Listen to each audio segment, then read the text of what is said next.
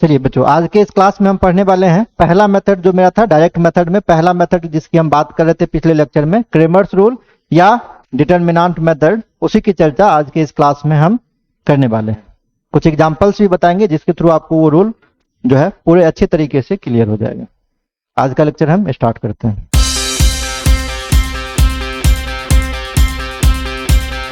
आज के क्लास में हम पढ़ेंगे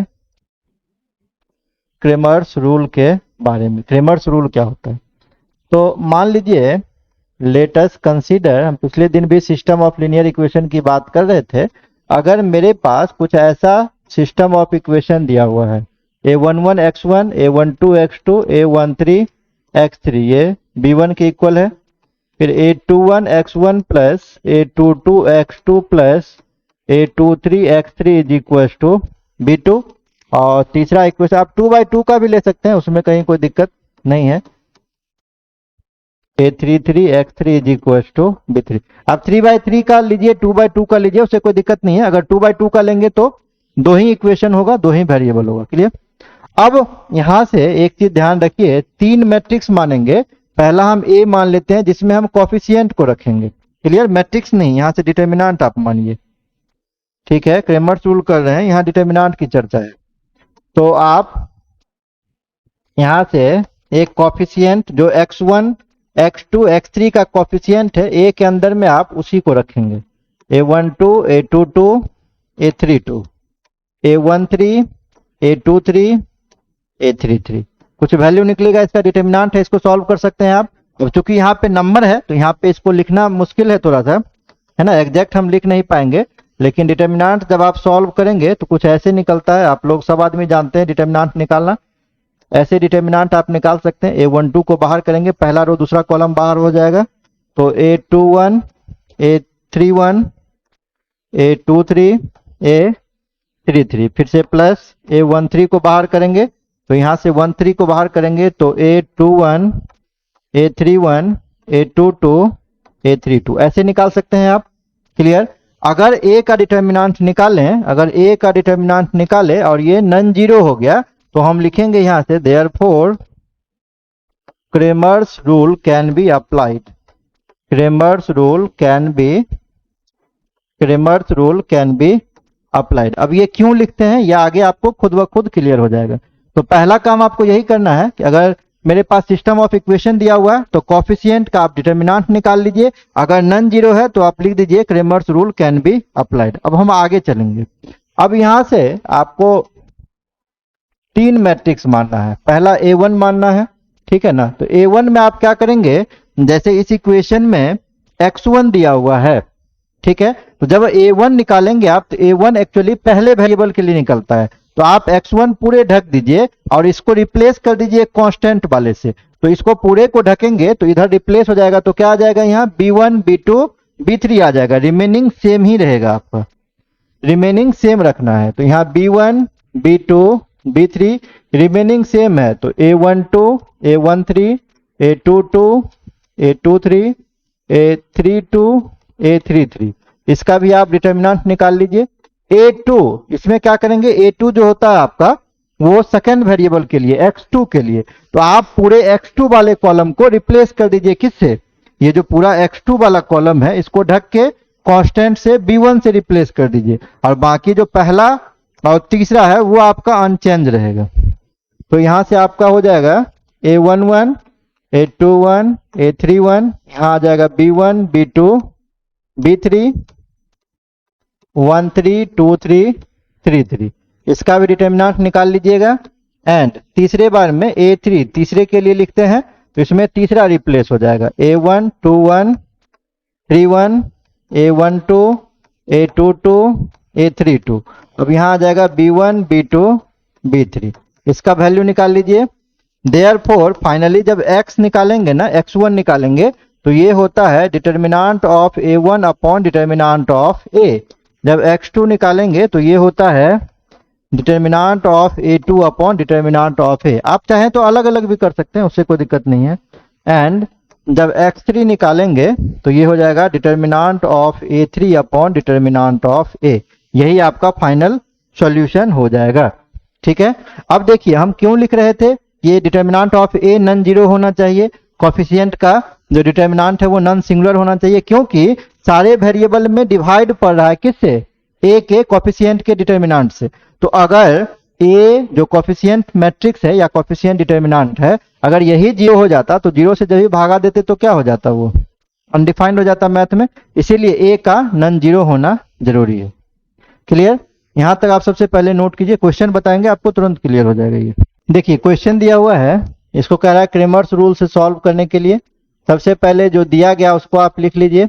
गिवन दैट क्या दिया हुआ है, x प्लस वाई ये 5 है और 2x माइनस 3y ये -4 है। अब यहां से आपको सपोज क्या कर लेना है, ए कोफिशिएंट मैट्रिक्स मान लीजिए, x का कोफिशिएंट 1 है, 2 है, y का कोफिशिएंट 1 है और -3 है। ठीक है, यहां निकालने के बाद इसका डिटर्मिनेंट आपको निकालना पड़ेगा। डिटर्मिनेंट निकालिए, -3 -2 -5 हो गया, नॉन जीरो है, नॉन सिंगुलर है, तो determinant of A not equal to zero, तो क्या लिखेंगे, Cramer's rule can be applied, लिख दिए। नाउ अब आपको a1 निकालना है। a1 में क्या बोले थे हम, x1, x को ढक दीजिएगा पहले वेरिएबल को और कांस्टेंट से उसको रिप्लेस कर दीजिएगा, 5 -4 हो जाएगा, ये सेकंड अनचेंज रहेगा। डिटर्मिनेंट निकाल लीजिए, -15 और माइनस माइनस प्लस हो जाएगा 4, तो वैल्यू हो जाएगा -11 आपका। क्लियर? फिर से a2 निकालिए, a2 में आप क्या करेंगे, y वाले को ढक देंगे और रिप्लेस करेंगे कांस्टेंट से, तो ये कितना हो जाएगा, 1 2 5 -4 -4 -10, क्लियर? तो -14 हो गया। तो जब आपसे कहेगा x का वैल्यू निकालने के लिए, तो ये determinant of a1 upon determinant of a and y equal to क्या हो जाएगा, a2 का डिटर्मिनेंट अपॉन a का डिटर्मिनेंट। a1 का डिटर्मिनेंट कितना है, -11 और a का डिटर्मिनेंट कितना है, -5, माइनस माइनस कैंसिल हो गया, 11/5। अगर हम इसमें a2 का देखते हैं तो -14 और a का -5, तो ये हो गया 14/5। तो एक्स वाई का वैल्यू आप नोट कर लीजिए, 11 है, ये 11/5 और y का वैल्यू है 14/5। यही आपका फाइनल आंसर हो जाएगा। आप चाहें तो इसको क्रॉस चेक करके भी दे सकते हैं। आप पहले क्वेश्चन में पुट कीजिए, x के बदले 11/5, y के बदले 14/5, तो 11/5 प्लस 14/5 कितना हो जाएगा, 25/5, कट के हो जाएगा 5 ओनली, सेटिस्फाई कर रहा है। आप सेकंड में भी इसको रख के चेक सकते हैं, ये भी आपका सेटिस्फाई कर जाएगा। क्लियर है? इसको नोट कीजिए, एक 3/3 का भी हम क्वेश्चन आपको बता देते हैं। देखिए ये 3/3 का क्वेश्चन दिया हुआ है। इस क्वेश्चन में भी आपको सबसे पहला काम है ए कांस्टेंट मान ले कोफिशिएंट का डिटर्मिनेंट निकालना। तो कोफिशिएंट देखिए, पहला में देख रहे हैं अगर, तो पहले में x का कोफिशिएंट -1 है, दूसरे में 0 है, तीसरे में 1 है। y का देखिए 4 है, 2 है, -3 है, इसमें 3 है, 2 है, 5 है। सबसे पहला काम आपका क्या है, सबसे पहला काम है इसका डिटर्मिनेंट निकालना। डिटर्मिनेंट निकालिए आप, -1 इंटू 2 5 जा 10, माइनस माइनस प्लस 6 हो जाएगा, -4 इंटू 0 -2 प्लस 3 इंटू 0 -2, तो ये -16 माइनस माइनस प्लस 8 -6 कितना हो गया, ये -22 प्लस 8 -14 हो गया ये। तो फिर लिख देंगे, since determinant of A not equal to 0, so Cramer's rule can be applied. Cramer's rule apply हो सकता है। नाउ आप क्या निकालेंगे, यहाँ से a1 निकालेंगे। a1 का डिटर्मिनेंट हम क्या बोले, x वाले को ढक लेंगे, कांस्टेंट से रिप्लेस कर देंगे, तो ये कितना हो जाएगा, 2 1 0 4 2 -3 3 2 5। डिटर्मिनेंट निकालिए, 2 into 10 plus 6 -4 into 5 -0 plus 3 into -3 -0, तो कितना हो गया, 16 दूना 32, 16 दूना 32 -20 और -9, तो 32 - 29 कितना हो जाएगा ये 3। A2 निकालिए आप, सेकेंड को रिप्लेस कर दीजिए, तो पहला तो सेम रहेगा -101, सेकेंड रिप्लेस हो जाएगा 210, थर्ड भी आपका सेम रहेगा 325 है। हाँ, -1 इंटू 5 - 0 -2 इंटू 0 - 2 प्लस 3 इंटू 0 - 1, तो वैल्यू कितना हो जाएगा -5 माइनस माइनस +4 -3 4 -9 -5 एंड A3 निकालेंगे। A3 में थर्ड को रिप्लेस कर देंगे, तो कितना हो जाएगा, थर्ड को रिप्लेस कीजिएगा तो -101, सेकेंड 42 -3 42 -3, थर्ड इंटरचेंज हो जाएगा तो 210 वैल्यू आ जाएगा इसका, है ना। कितना आ जाएगा -1 इंटू 0 माइनस माइनस +3 आ जाएगा, -4 इंटू 0 - 1 प्लस 2 इंटू 0 -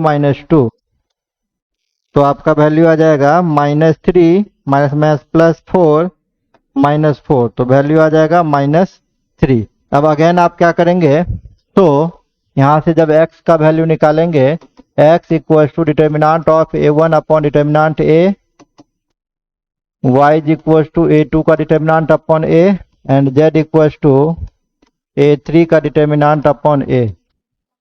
देखिए वैल्यू कितना आएगा, A1 का जब डिटर्मिनाट निकाल रहे थे तो A1 आ गया है 3, A2 -5 -3 -3 और A का -14, तो हो जाएगा पहला 3 अपॉन -14। दूसरा वैल्यू कितना निकला है, दूसरा A2 का निकला है -5, तो -5 अपॉन -14, और A3 का वैल्यू निकला है -3 अपॉन -14, तो ये कट जाएगा। पहला हो जाएगा -3 अपॉन 14, दूसरा हो जाएगा 5 अपॉन 14 और तीसरा हो जाएगा 3 अपॉन 14। यही आपका फाइनल आंसर हो जाएगा XYZ का। अब इसको चाहें तो आप क्रॉस चेक भी कर सकते हैं। क्रॉस चेक कैसे करेंगे, जैसे आपका देखिए इक्वेशन क्या है, -x + 4y + 3z = 2, या 2y + 2z = 1 है, 2y + 2z = 1 है। सेकेंड वाले में 2y + 2z = 1 है। देखिए सेटिस्फाई कर रहा है क्या, तो y का वैल्यू कितना है 5/14, z का वैल्यू कितना है 3/14। देखिए 1 आ रहा है क्या, 7 बार में कटेगा, ये भी 7 बार में, तो यह आ गया 3/7 प्लस 5/7 8/7 8/7 1 नहीं आ रहा है। देखिए कहीं गड़बड़ हो गया क्या, A का डिटर्मिनेंट देखिए -1 -143 0 2 2 1 -35 -1 इंटू 10 + 6, ठीक है, -4 इंटू 0 - 2, ठीक है, +3 इंटू 0 - 2 -16 + 8 3 2 जा -6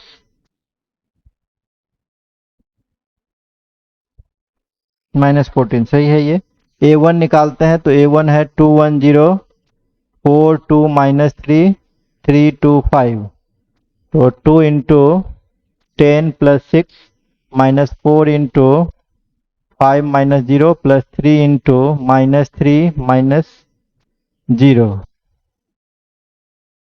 32 -20 3 3 जा -9 32 -29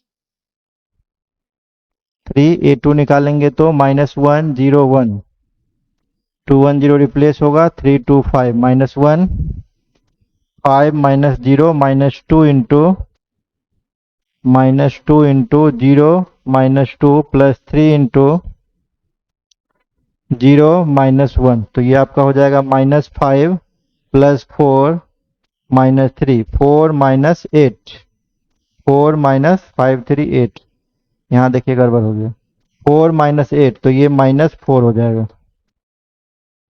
-4।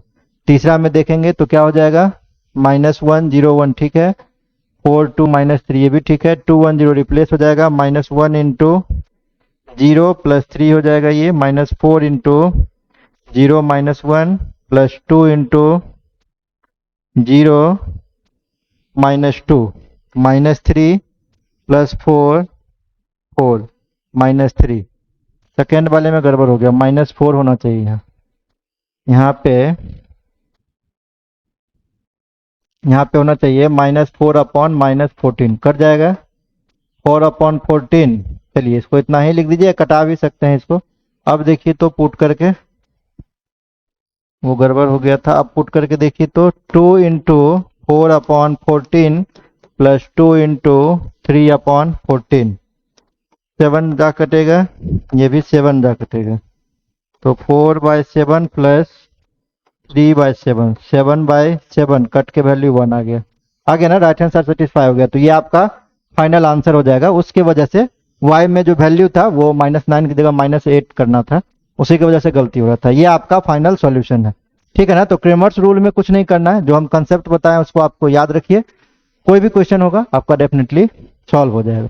आज के लेक्चर में यहीं तक बात करते हैं, नेक्स्ट लेक्चर में एक नए टॉपिक के साथ फिर से मिलेंगे, अगले मेथड के साथ मिलेंगे। Thank you.